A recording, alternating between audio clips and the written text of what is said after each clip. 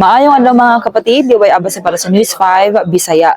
Tungod sa gipadayong monitoring sa pag-asa nga mosulod ug mulatas sa probinsya ang bagyo, nagbando na si Governor Pamela Barrecuatro sa pag-suspend sa tanang klase sa Duog Cebu Province.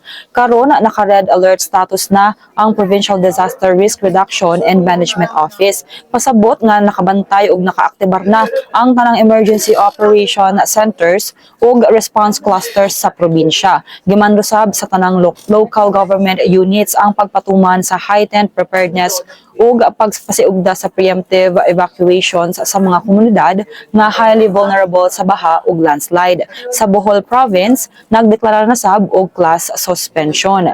Gimanduhan sa gobernador ang DepEd District Supervisors nga andamon ang mga eskwelahan nga posibleng gamiton nga evacuation centers kung kinahanglanon. Gideklarar usab nga special non-working holiday ang Nobyembre 3 sa Bohol alang sa pagsaulog sa Carlos P. Garcia Day apan kinahanglanong mosulod ang mga opisina nga adunay kalabutan sa basic health ug emergency services. Padayon ang mga pahinumdom ug pahimangno sa mga awtoridad sa mga Cebuano ug Boholano nga magpadayon sa pagpaminaw ug pagtutok sa mga abiso gikan sa mga opisyal nga ahensya sa gobyerno. Kini sila mga atong update, magpadayon na sa pagbantay sa social media pages sa News 5 para sa uban pa mga balita ug update.